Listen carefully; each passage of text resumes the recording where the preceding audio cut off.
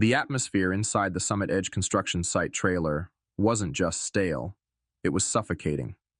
A miasma of old coffee grounds, damp drywall dust, the faint chemical tang of blueprint fluid, and something sharper, metallic, the unmistakable scent of impending doom, clung to the cheap wood paneling.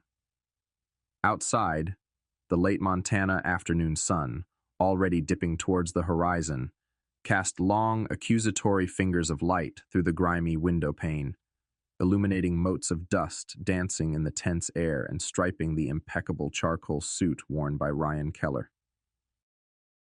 He occupied the supervisor's chair, my worn, familiar chair, with an air of entitled ownership, leaning back slightly, a portrait of cool, calculated control.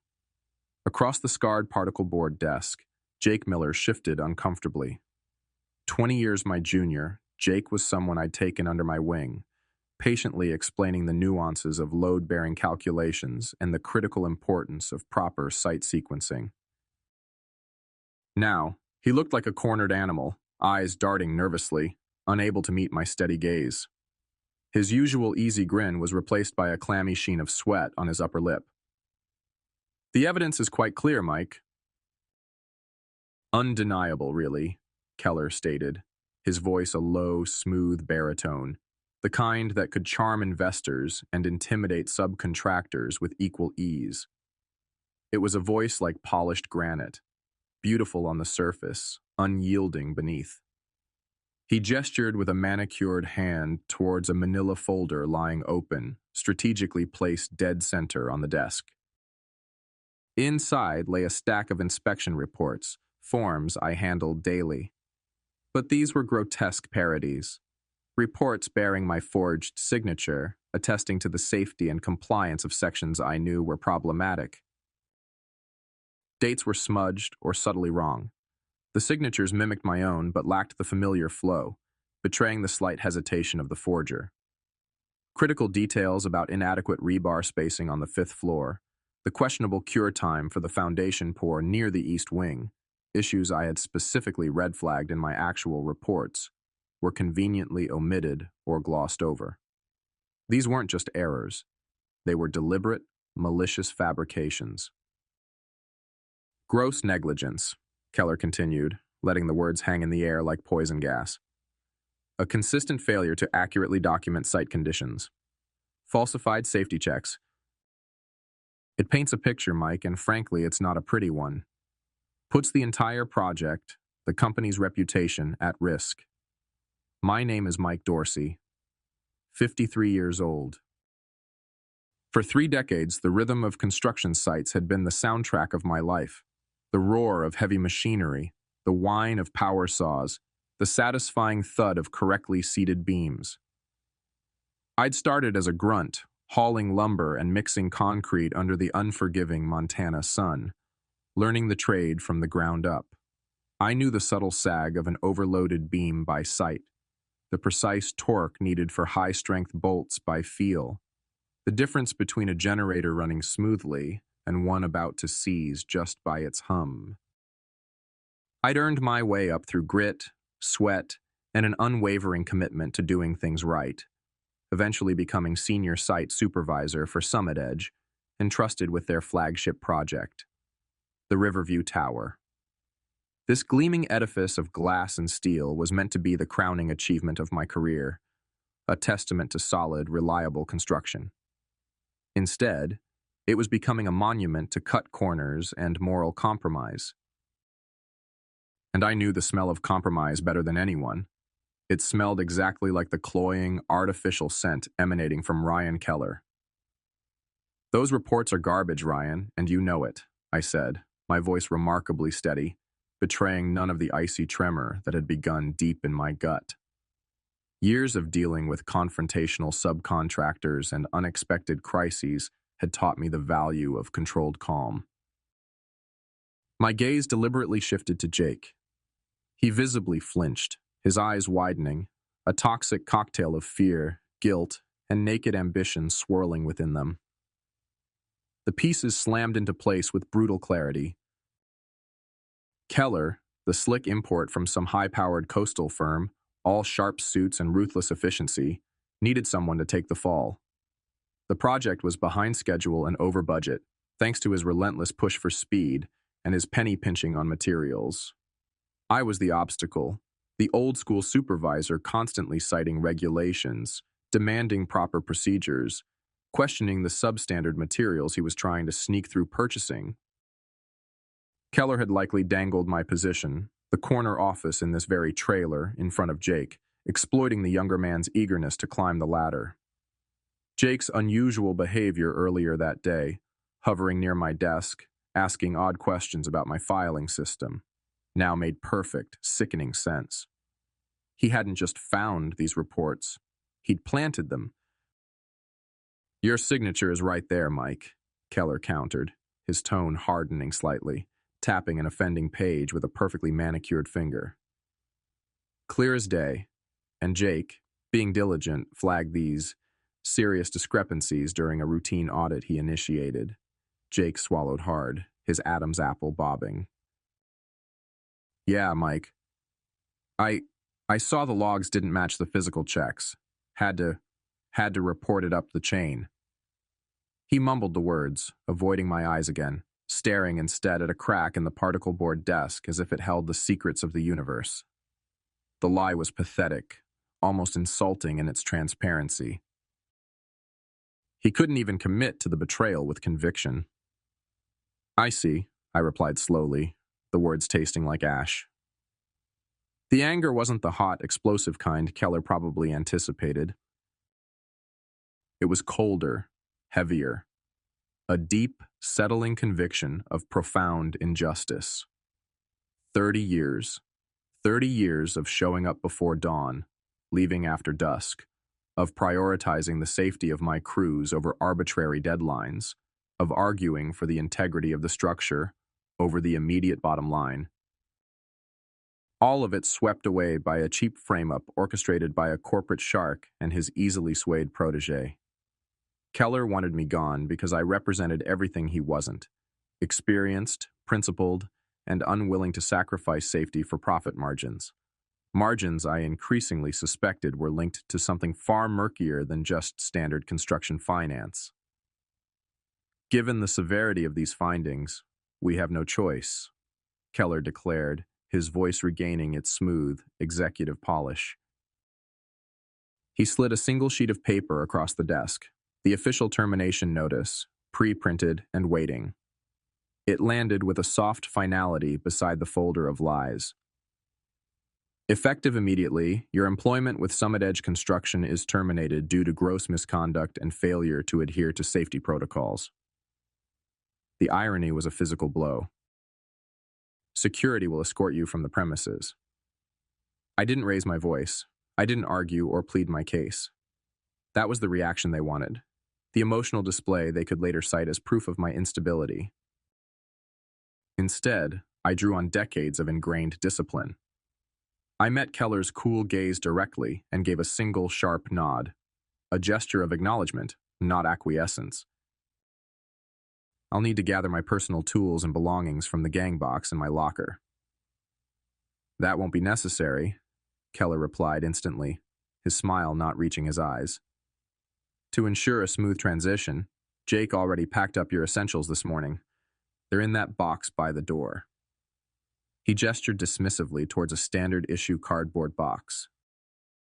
This morning. The premeditation of it all was a fresh stab wound. Jake hadn't just planted the files. He'd packed my professional life into a box while smiling to my face hours earlier. I stood, my legs feeling strangely heavy. I walked to the door and picked up the box. It felt insultingly light, missing the familiar heft of my trusted tools. My eyes met Jake's one last time across the small trailer. Guilt flickered there, yes, but it was overshadowed by a desperate primal need for self-preservation. He'd chosen his path. Let him walk it. The security guard, barely out of his teens and radiating discomfort, shadowed me across the gravel parking lot. The setting sun ignited the western sky in fiery shades of orange, purple, and blood red. silhouetting the skeletal framework of the Riverview Tower against the dramatic backdrop. It loomed large, a symbol of progress and ambition for the city. But I saw the hidden flaws, the compromised integrity woven into its very bones, the potential for disaster built into its foundation by men who valued dollars more than lives. They thought this was the end, that they'd neatly excised the problematic element. They couldn't have been more wrong. This wasn't an ending, it was the beginning of a reckoning. Reaching my dusty pickup truck, the guard awkwardly waited until I'd unlocked the door and tossed the box onto the passenger seat. I didn't start the engine immediately. Instead, I watched him retreat back towards the trailer, back towards the den of lies. Then, I drove, not towards the familiar comfort of home, but pulled over onto a quiet side street several blocks away, the half-finished tower a jagged silhouette in my rearview mirror. The anger was solidifying now, hardening into a cold, sharp resolve. Taking a deep breath, I reached into the glove compartment and pulled out the cheap, untraceable burner phone I'd bought on a whim 3 weeks prior. A nagging unease, a sixth sense honed by years of observing subtle shifts in project dynamics and corporate maneuvering, had prompted the purchase. Now, I knew why. I dialed the number I'd memorized, the direct line to Bill Sheridan, a senior manager at Ironwood Construction, Summit Edge's main competitor in the region. We'd chatted briefly, cautiously, at an industry conference last month, sharing cynical observations about the race to the bottom on bids. Sheridan. His voice was curt, busy. Bill, it's Mike Dorsey, formerly of Summit Edge. I kept my tone level, professional, devoid of the turmoil churning inside me. We met at the Associated General Contractors luncheon. A pause. Recognition flickered. Dorsey. Yeah, I remember. Heard whispers. Things aren't smooth over at Riverview. You could say that, Bill. Look, I'm no longer with Summit Edge as of about 30 minutes ago. It seems my commitment to, let's call it thorough oversight, wasn't appreciated. I chose my words carefully. Point is, I might be in possession of certain insights, documented observations regarding operational methodologies and material sourcing practices currently employed at the Riverview site. Information that could potentially provide a significant competitive advantage, or perhaps highlight areas of vulnerability for Summit Edge. I was thinking, perhaps, a confidential consulting arrangement could be mutually beneficial. Another pause, longer this time. I could almost hear the gears turning in Sheridan's head. Ironwood had lost the Riverview bid to Summit Edge, a loss that stung. Access to insider knowledge about their rivals' potential weaknesses would be invaluable. Interesting proposition, Mike, Sheridan said finally, a distinct note of intrigue entering his voice. Very interesting. Why don't you tell me more? Let's talk specifics. The first chess piece was moved. The board was set. Sleep was elusive that night. I lay staring at the ceiling, the events of the day replaying in an endless loop. The smugness on Keller's face, the terrified guilt in Jake's eyes, the hollow feel of that cardboard box. Just after 2 a.m., my personal cell phone buzzed on the nightstand. A text message from Frank, a reliable electrical foreman I'd worked with for years, still on the Riverview night shift. Mike, bad scene here. Scaffolding section gave way. 15th floor, north side. Couple guys shaken up. Minor scrapes, damn lucky. Foreman trying to say freak wind gust. Bullshit. It was that bracing you flagged last week. My blood ran cold. Freak wind, of course. The predictable, cowardly excuse. It was the inadequate non-spec bracing Keller had personally overruled me on, insisting it met minimum tolerances and refusing to authorize the reinforcement I'd demanded. The same bracing documented in my real reports, the ones now likely shredded or buried. Sheer luck had prevented fatalities this time. But luck runs out. This near disaster wasn't just tragic, it was evidence. It underscored the life and death stakes and fueled the icy fire of my resolve. They weren't just cutting corners, they were gambling with lives. The next evening, pulling into my driveway, the familiar sight of my modest, well-kept home offered little solace. The porch light cast a warm glow, but inside me, a cold dread lingered. Rachel met me at the door, her expression etched with concern. She knew something was wrong the moment I'd walked in the previous day, stripped of my usual work gear, carrying only that pathetic box. I'd given her the sanitized version, a major disagreement over procedures, a forced resignation. She knew me well enough to sense there was more to it. I carried the box into the kitchen, the smell of roasting chicken filling the air. Normally, it was a scent that meant comfort, stability. Tonight, it felt incongruous. I set the box on the sturdy oak table and, under Rachel's watchful eye, finally began to inventory the contents properly. My worn, leather-bound logbook, older projects only, thankfully, a couple of well-thumbed code manuals, my favorite thermos, the framed photo of us smiling against the majestic backdrop of Glacier National Park. And then, the empty spaces where my tools should have been.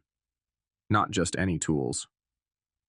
My Milwaukee M18 fuel drill and impact driver set, top of the line, a gift from Rachel 5 Christmases ago. My Stabila laser level, perfectly calibrated.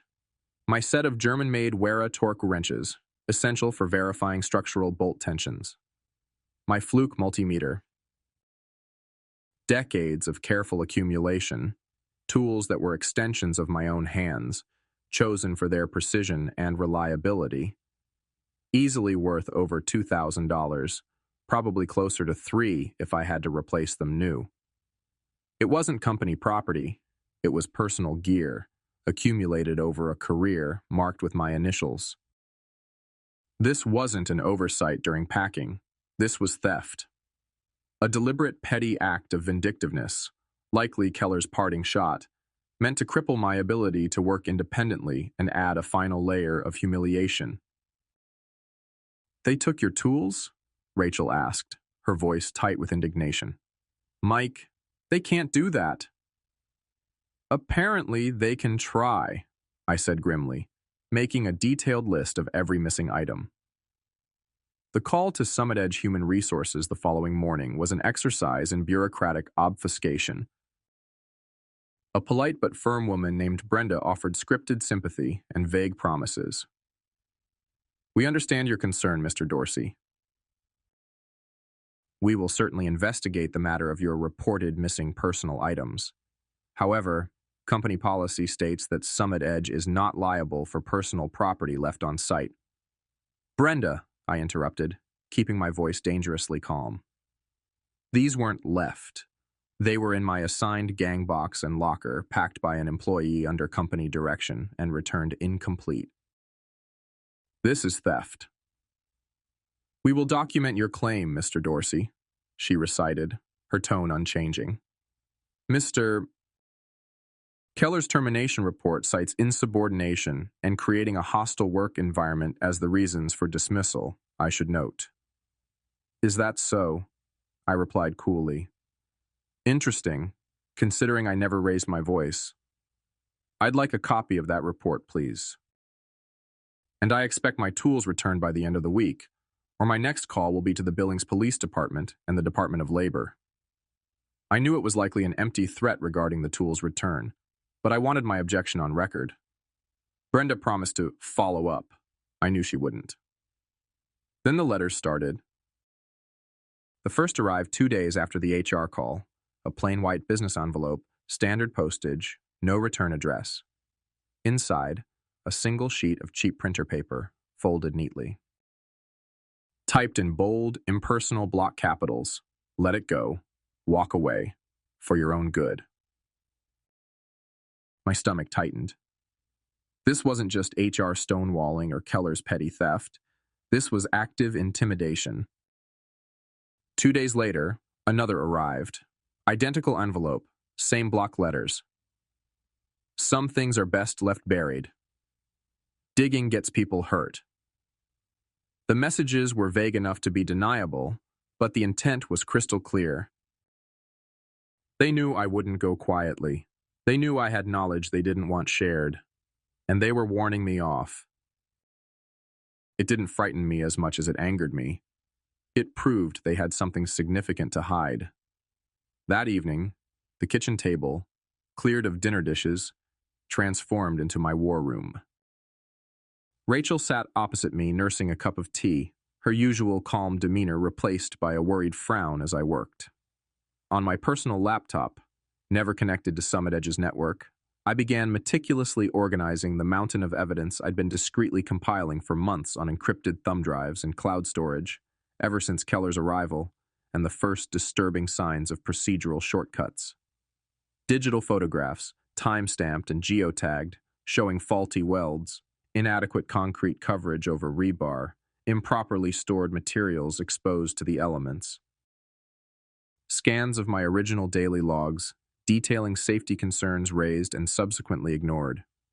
Copies of emails sent from my personal account to Keller, Jake, and various project managers, formally documenting deviations from blueprints and safety regulations, complete with their dismissive or non-committal replies. Voice memos from conversations, where legally permissible in Montana, one-party consent, capturing Keller explicitly prioritizing schedule over mandated curing times or safety stand-downs. 76 distinct documented violations.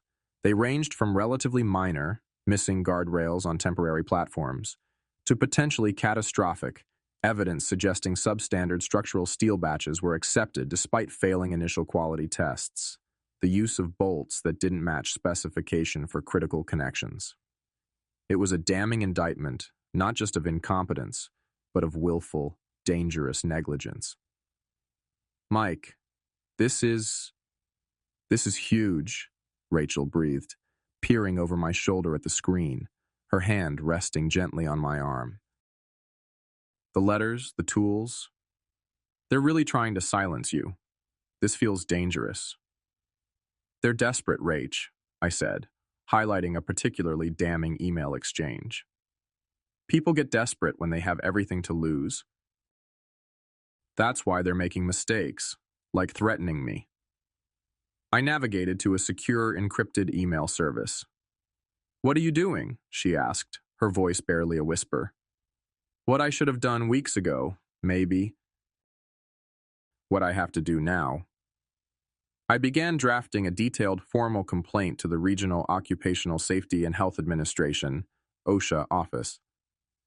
I attached the initial tranche of evidence, focusing on the most critical, life-threatening violations, the structural steel questions, the inadequate bracing that led to the scaffolding incident, the falsified inspection reports. Though I couldn't yet prove the forgery definitively, I noted the discrepancies.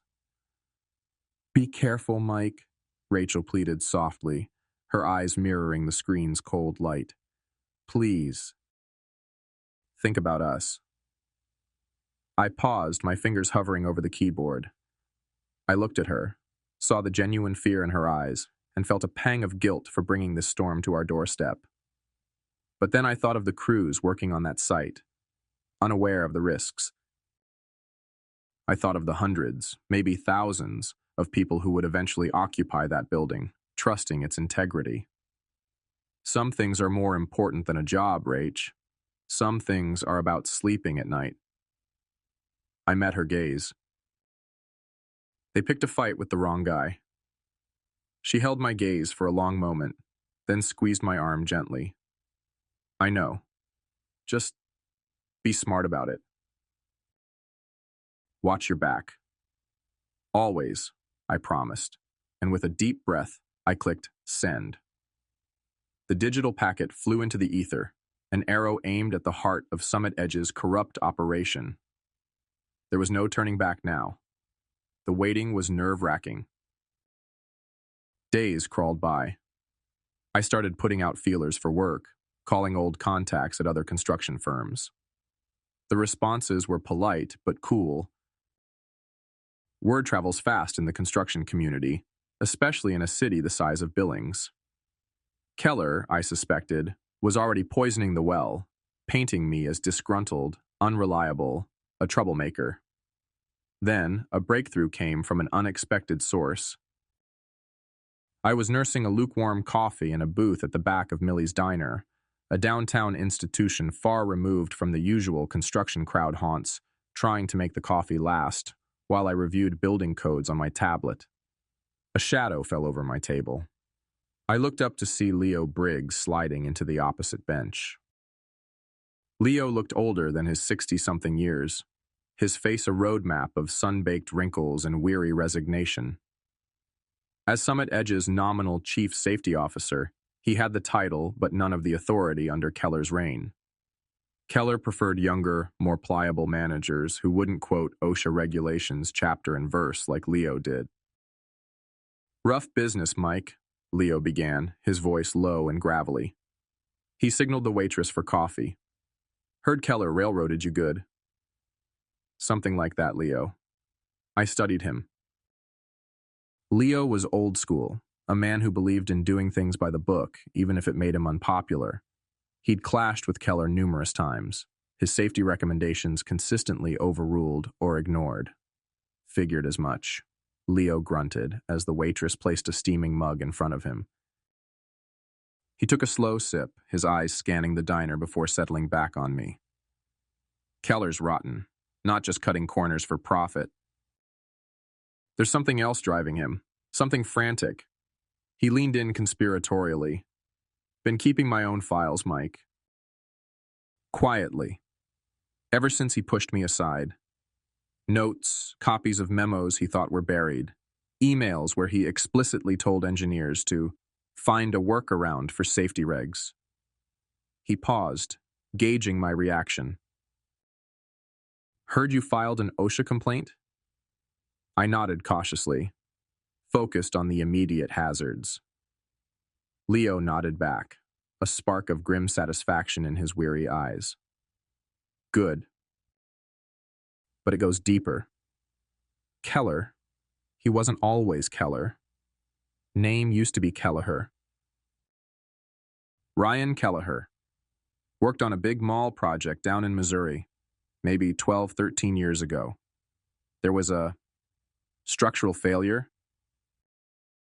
Partial collapse during the final stages. Couple guys got hurt bad.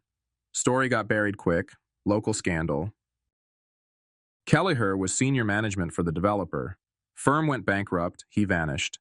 Showed up here a few years later as Keller, record scrubbed clean. This was dynamite. A potential pattern of negligence, a hidden past. How do you know this? Old safety buddy of mine worked that Missouri job. Recognized Keller's picture in a trade magazine last year, nearly fell off his chair. Called me up. Said Kelleher was slick, always cutting corners, always had an answer. Deflected blame like a pro. Said he was surprised Kelleher never faced charges. Leo took another sip of coffee. Might be nothing, might be everything. If you're digging, maybe start there. Kelliher. Armed with this new name, my investigation took on a new intensity. The public library became my second home. Hunched over a flickering computer screen, I plunged into the digital rabbit hole of online newspaper archives, court record databases, business registries, and old forum discussions. It was painstaking work, filtering through dozens of Ryan Kellehers and variations, chasing down dead ends. After nearly 2 full days fueled by cheap library coffee and growing frustration, I hit pay dirt. A small article, digitized from the archives of the Springfield Chronicle in Missouri, dated 12 years prior. It detailed the investigation into the partial roof system failure at the unfinished Oak Valley Galleria Mall. No fatalities, but significant injuries. It named Ryan Kelleher as a senior project manager for the development firm, Apex Builders. A follow-up article mentioned Apex Builders filing for Chapter 7 bankruptcy shortly after the incident, effectively dissolving any corporate liability. No personal charges were ever filed against Kelleher, but his name was inextricably linked to a project defined by catastrophic failure. He'd walked away, changed one letter in his name, crossed state lines, and started fresh, leaving the wreckage behind. My next meeting with Leo was even more clandestine, a quick exchange in a quiet corner of a park during lunch hour. He looked more stressed than before, glancing over his shoulder constantly. He pressed a crumpled napkin into my hand. On it were handwritten names of 3 obscure LLCs, companies listed as minor material suppliers or service providers on the Riverview project ledger, which Leo had managed to glimpse. "Check the payments to these outfits, Mike," Leo muttered, his voice barely audible over the distant traffic noise. "Payments look way out of whack for what they supposedly deliver. Something stinks." He clapped me briefly on the shoulder. "Watch yourself. Keller's getting paranoid." Back at the library's computers, using business intelligence databases and public financial disclosure portals, I traced the LLCs Leo had named. He was right. The payment amounts were astronomical for the ill-defined services listed: logistical consulting, expedited material sourcing, site efficiency analysis. These LLCs were phantoms, registered to post office boxes or anonymous registered agents. But by cross-referencing director names, often obscured but occasionally linked through other filings, and addresses found in deeper database layers, a pattern emerged. The money flowing from Summit Edge to these shell companies ultimately seemed to be funneled towards accounts associated with a notorious East Coast-based investment group, Viridian Capital Partners. Viridian was known for its aggressive tactics and, according to persistent rumors and a few sealed indictments in other states, had deep ties to organized crime syndicates specializing in large-scale money laundering. The horrifying truth crystallized. The Riverview Tower wasn't just a poorly managed construction project plagued by cut corners. It was potentially a massive washing machine for dirty money. The inexplicable pressure to finish early, the use of substandard materials to slash legitimate costs, the complex web of shell suppliers, it all pointed towards a desperate need to move illicit funds through the project's bloated budget, disguising it as legitimate construction expenses. Keller wasn't just a negligent manager, he was a willing, or perhaps coerced facilitator in a major criminal enterprise. The stakes were infinitely higher than I'd imagined. The final, irrefutable piece of the puzzle landed in my hands a few days later, again thanks to Leo's quiet courage. He met me after dark in the parking lot of a deserted strip mall, engine idling. He didn't get out, just rolled down his window and passed me a small, unmarked black USB flash drive. Backup server archives. Security system footage from the main material staging yard. Took a hell of a risk getting this copy, Leo whispered, his face pale in the dim dashboard light. Keller's got IT locking things down tighter. This might be the last I can get. Watch it, then destroy it. He rolled up the window and drove off quickly. My hands trembled slightly as I inserted the drive into my secure laptop back home, Rachel asleep in the other room. The video files were grainy, time-stamped footage from a high-mounted security camera. After scrubbing through hours of routine deliveries and movements, I found it. A recording from 3 weeks prior. It showed Keller in a heated discussion with 2 senior structural engineers I recognized, Mark Jenkins and Alan Croft. Good men, experienced, usually thorough. They were gesturing towards a specific palette of I-beams, looking distressed, pointing at a clipboard, likely the specification sheet. Keller looked impatient, dismissive. He forcefully stabbed his finger towards the disputed beams.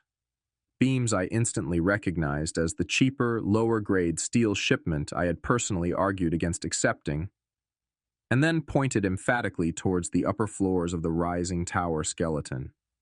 Jenkins and Croft visibly slumped, defeated. Jenkins reluctantly made a notation on his clipboard, shaking his head slightly. Croft turned away, rubbing his temples. It was the smoking gun. Undeniable, visual proof of Keller personally ordering the use of substandard, non-compliant structural materials, directly overruling his own engineering experts. The net seemed to be tightening around Keller, and his actions grew more desperate. 2 nights after I secured the video evidence, I received another frantic late-night text, this time from a different contact, a young carpenter on the night crew I'd helped out once. Huge fire mic. Storage container C, the one with all the paper records you know. Burned to the ground. Fire depth here now. Smells like gas bed. Container C. It held the physical archive, original signed delivery manifests, material certifications, hard copies of blueprint revisions, daily logs that hadn't been digitized. The paper trail. Arson. A clumsy, panicked attempt to destroy evidence that couldn't be easily wiped from a server. Keller, or his cronies, were actively destroying proof, practically admitting their guilt through their desperation. The time was right.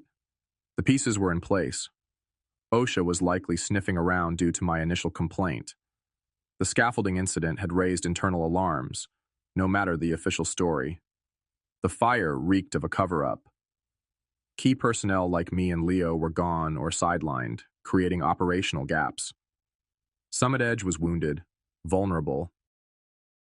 And Keller, despite his ruthlessness, possessed a fatal flaw: arrogance. He wouldn't believe someone he'd crushed could possibly strike back. It was time for the riskiest move of all. Swallowing pride that felt like shards of glass, I made the call. Not to Keller or the unhelpful Brenda in HR, but to Dave Haskins, a mid-level project manager I knew was more of a company man than a Keller loyalist, someone who valued stability over upheaval. I pitched my voice low, carefully injecting notes of exhaustion, desperation, and perhaps a touch of brokenness. "Dave, it's Mike Dorsey." Pause for effect. "Listen, Dave, I know things ended badly.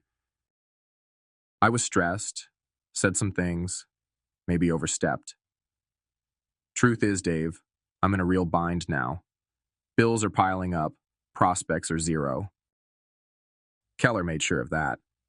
Another pause. "I was wondering, is there anything at Summit Edge? Anything at all? I'll sweep floors, check harnesses, fetch coffee. Just need to get back on my feet. Any crew, any position." "Please." Haskins sounded genuinely surprised, then hesitant. "Mike, I don't know.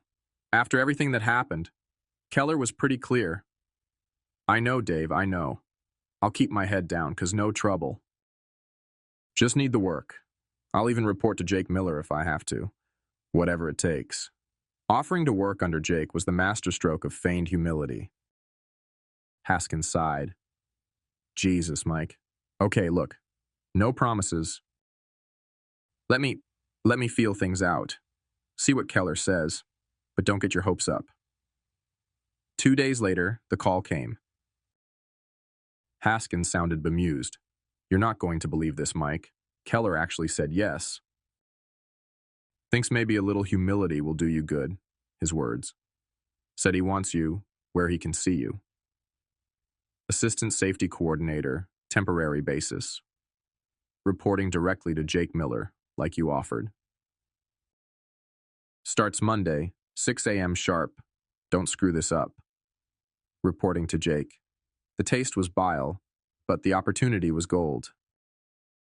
Keller, blinded by his own hubris, convinced he had utterly broken me, had just unlocked the door and invited me back inside. Perhaps he thought keeping me close, under the thumb of his puppet Jake, was the safest way to ensure my silence. He had no idea who he was dealing with. Walking back onto the Riverview site the following Monday felt like entering hostile territory under a flag of truce.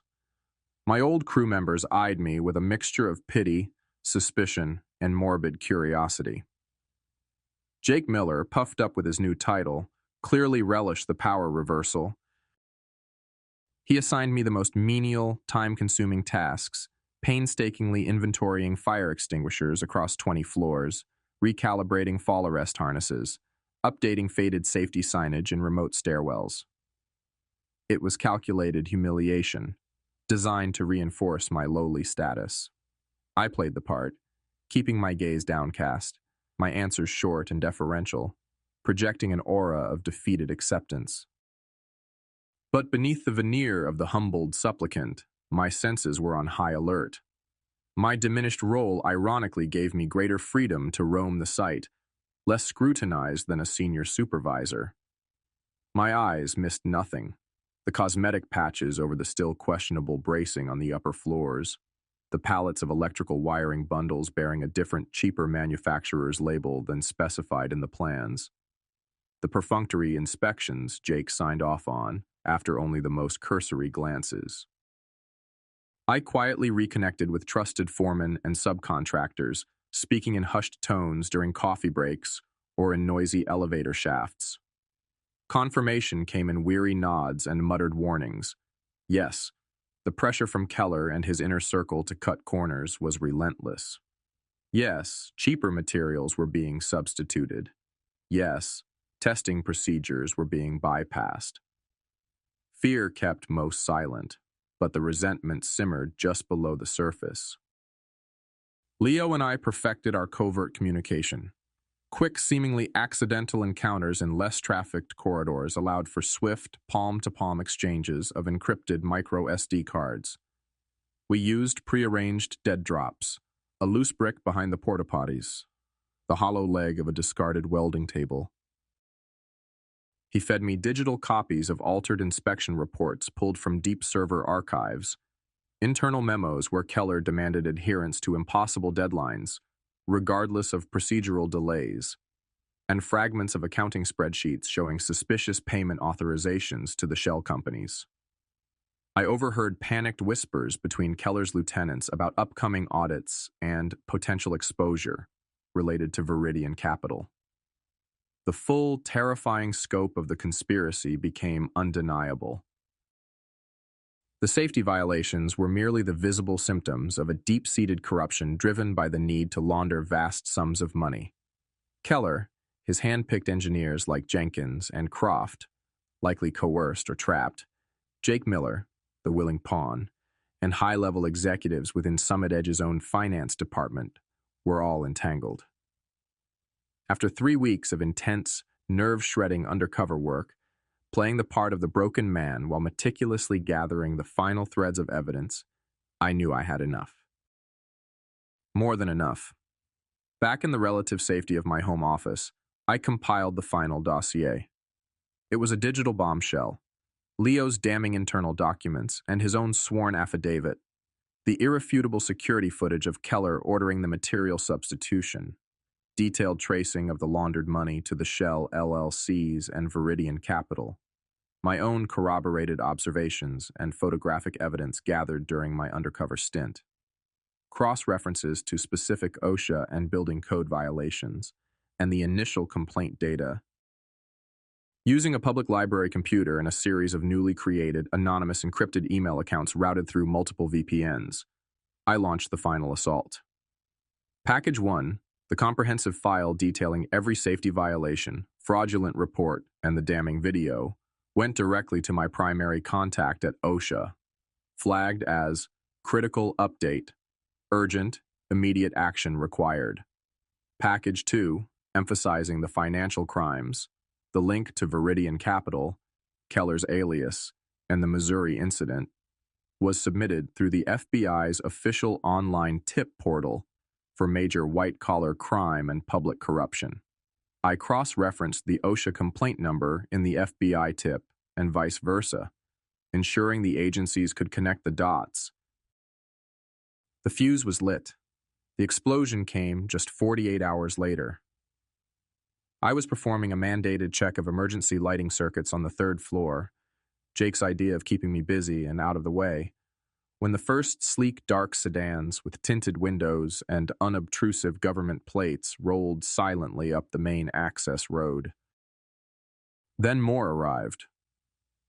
Men and women in dark suits and official jackets emblazoned with OSHA and FBI emerged, moving with a calm, purposeful intensity that spoke volumes. They fanned out, securing entrances, heading directly towards the site offices and record storage.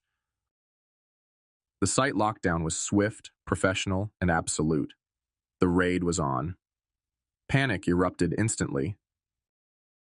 Radios crackled with confused shouts. Workers milled about, unsure what was happening. I saw Keller burst from the main trailer, his face ashen, shouting furiously into his cell phone. Jake Miller stumbled out behind him, looking green around the gills, his eyes wide with terror. Federal agents intercepted Keller before he could get to his car, politely but firmly directing him back inside.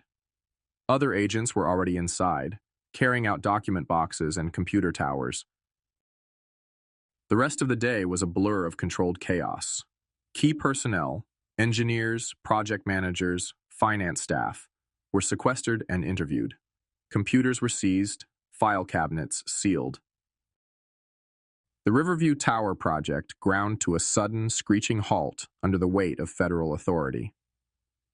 Later that afternoon, an urgent summons went out from Summit Edge corporate headquarters downtown, an emergency meeting of the board of directors.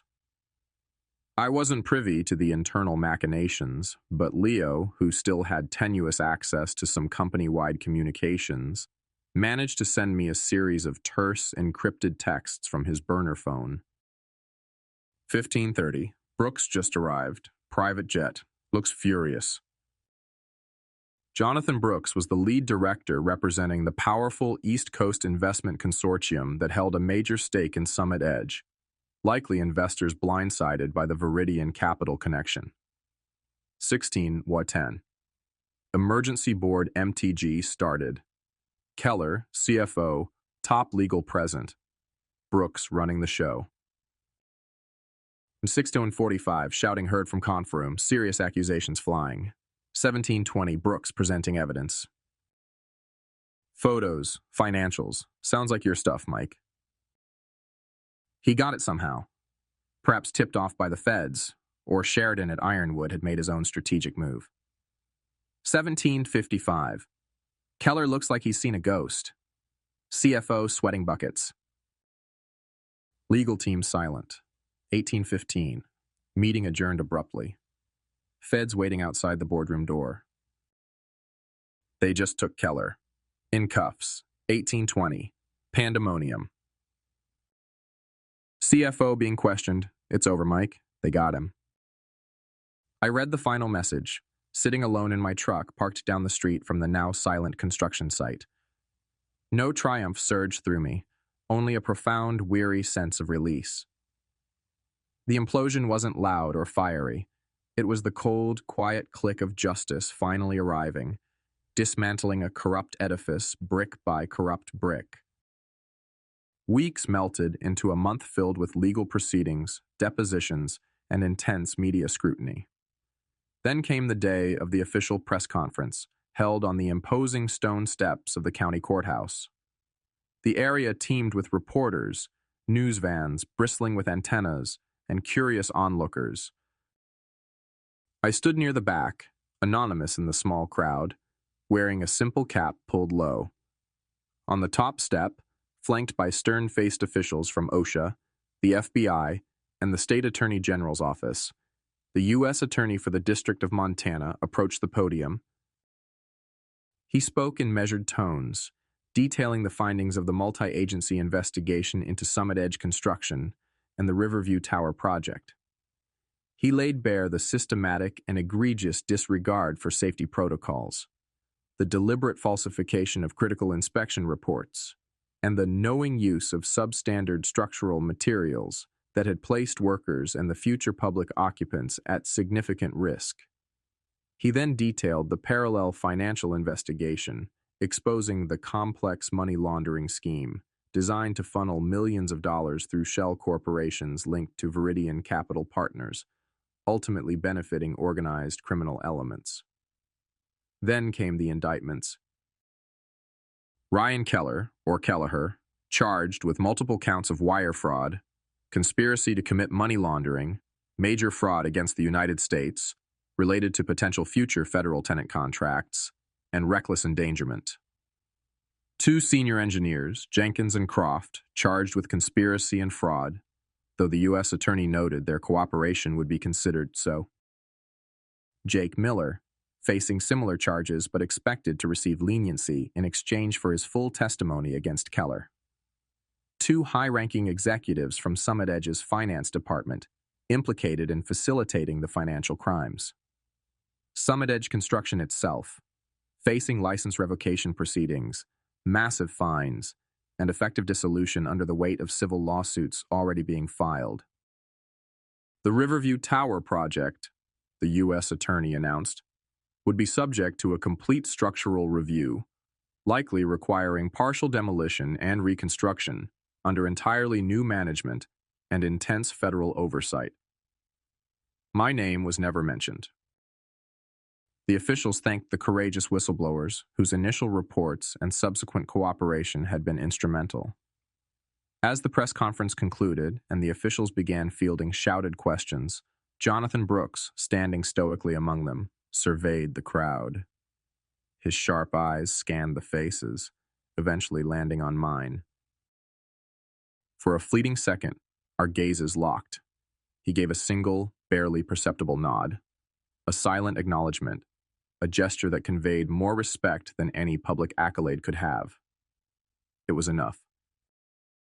In the ensuing months, I consistently, politely refused all media requests for interviews or comments.